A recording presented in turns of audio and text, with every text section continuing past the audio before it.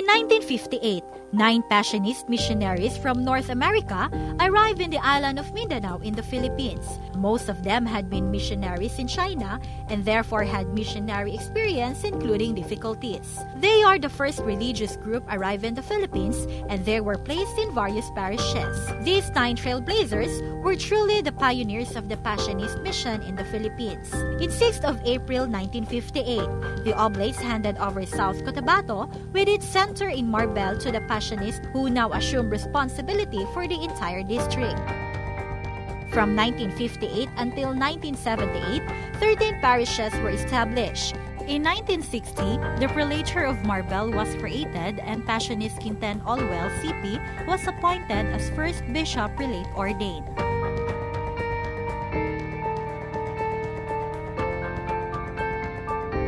In 1966, Holy Cross Spiritual Center was dedicated.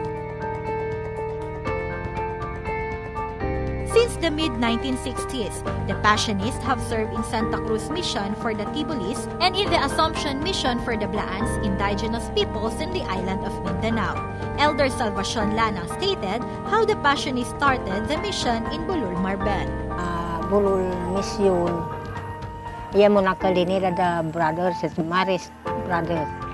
Nakanto ngurad Maris brother, kanto la invite niyo fari Passionist naroon ang Father George.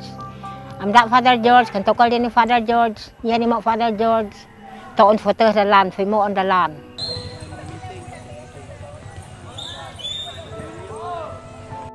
As the year goes by, the mission is facing some challenges to address the needs of today's generation.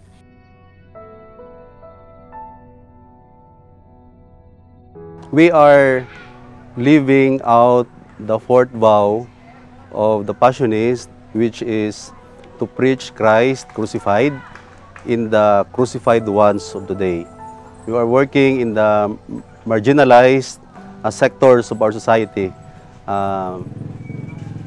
sa mga bundok, and now we have 57 mission communities from Marbel to Malungon, to Malapatan, and Tiboli. There are also mission areas in Banga. Marilu and Mariot are just 2 of many volunteers in the mission area of Marbel, where the fruits of this mission truly marks in the hearts of our indigenous brethren. Proud kami nga ihambal sa inyo, sa Passionist nga. Nakatapos kami because ila. Kung hindi tungod sa ilahi, wala kami nakatapos. Wala kami nagmaestra sa buong. Amo ina daw, ang utang na loob naman sa Passionist, wala namon ginakalimtan. Kay dako ang bulig nila sa amon. Kung nga amo na kami sini sa amon nga pangabuhi. Dali na lang kami makapangita sang kwarta. Kay because nakatapos kami eskwela. Proud ako man doon, taga-fungago bilang sa Tomas Talo, amda di Butfufong Father Carl, evangelization, kung hindi gin padayon ni Father Bitoy, siguro lahat ako lega fungaro. Togo proud, although nga si Father Carl wala na siya, pero sa mga Filipino Passionist priest, ara lang gihapon ang heart nila sa mission, ginpadayon ang wala natapos ni Father Carl hasta subong. Kag malipay man ako nga nakatapos ako kag nakabulig balik sa mission. Indeed, they developed the mission, but they still need support to sustain their advocacies, especially in far-flung mission areas in Mindanao. One of the advocacy of the Passionist congregation is the formation, where they are molding individuals who have vocation to become a religious one. Ang formation, nagsugod na gyud ni sa kaniadto pa. Ang amo ang founder sa St. Paul of the Cross. Ang una gyud na niya iyang gipasulod mao ang mga magsulod diretso sa novitiate. Kaya ang ila mahuman lang secondary, pas ato mahuman lang high school, no? Pag nakita nila nga kaning kandidato pwede na ipasulod sa novitiate, dira na diretso. Wala pa sila tuon na aning mga minor seminary. Ang minor seminary, later development na siya. Katong nakita nila nga, bisag na sa novitiate diyan, may kinahanglan na they have to prepare in order to enter the novitiate. So this time, ang atong ginabuhat sa amo karong formation na naa na tay college seminary. After sa college seminary, naapagi sila postulancy, no? To really prepare them for the novitiate. Because yung novitiate, ang very crucial, that is really the initial entrance, no, of a candidate to a religious congregation. Sama sa amo sa Passionist. Now, mani kaning balaya, diri ang amo ang novitiate as of this time. So after the novitiate, kung nakita nga naagid sila bukasyon o padayon sila nga mulahutay niining maong kinabuhi na sila first profession para mahimong official acceptance na part sila sa congregation temporarily until na madikon sila and then mamahimong pari katong uban nagitawag sa pagkapari. The center of this advocacy focuses on spiritual formation, but based on the issues we are facing today, Father Arven said that they are more into human formation. Gitagaan og tutok gyud ang human formation. Before murag very centered sa spiritual formation.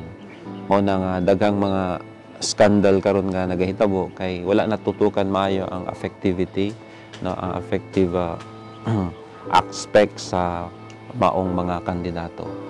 So karon ginahusay na kana ginatanaw labi na ang human sexuality, understanding of human sexuality, no, gender sensitivity, no, ana-anay professional standards na kina-introduce ron sa seminary, unsa ba ang mga boundaries, no, in terms of relating to the lay, no, sa isip usa ka religyoso.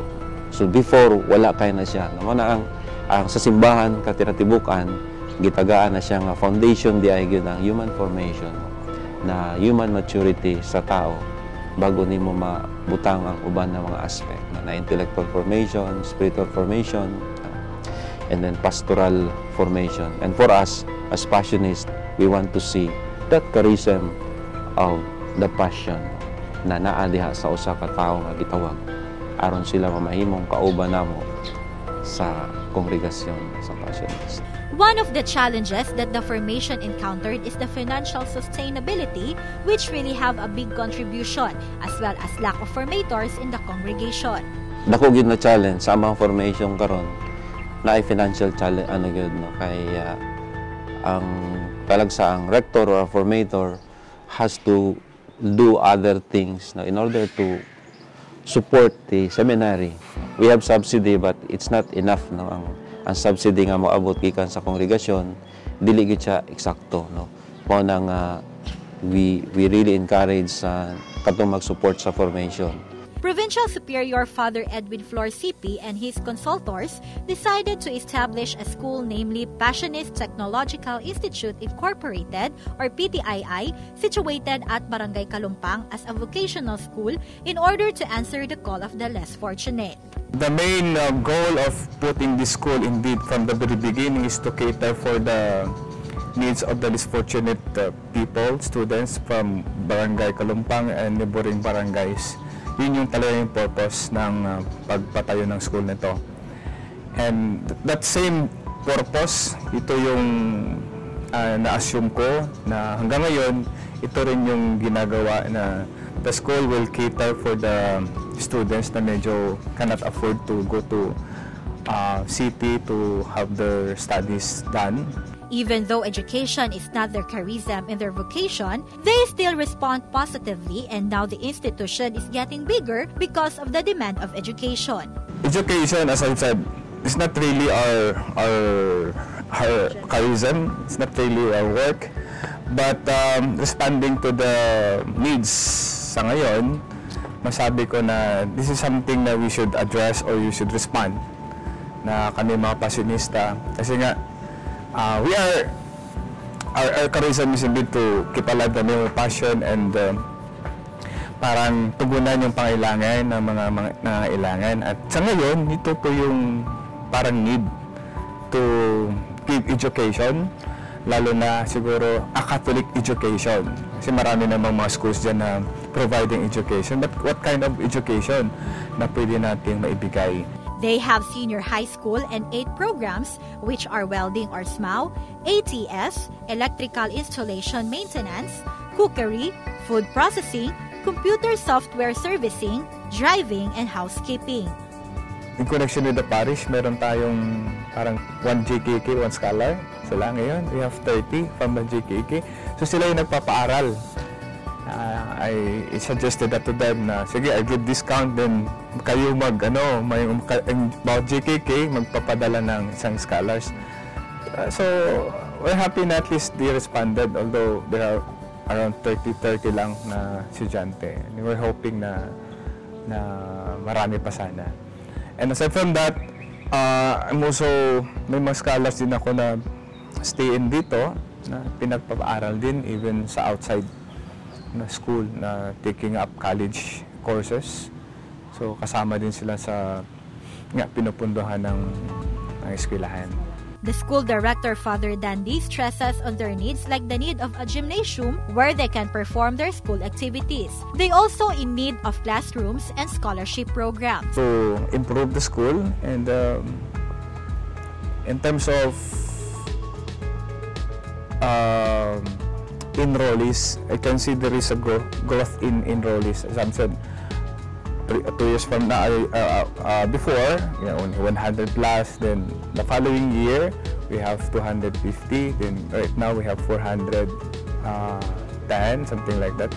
For the development of our apostolate and social services, which covers generally where the Passionists do on value ministries. And those which are in the pipelines, which includes in the area of apostolates, we have retreat giving across all groups and all ages. We have missions to the indigenous peoples, youth accompaniment, individual and marital counseling, and rehabilitation and ongoing accompaniment for drug dependence.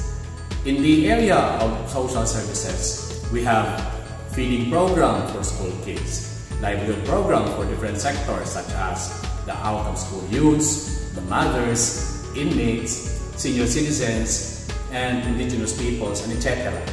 We also have medical and dental assistance to communities, education and skills development programs, relocation and housing program for the poor, care for the earth program, environment and ecological preservation programs. As I have said, some, if not most of these apostolates and social services are already being undertaken, but some are still in the pipeline, meaning they are those we want to put some flesh on it, but they are temporarily put on hold due to obvious reason, the lack of financial resource to make that happen.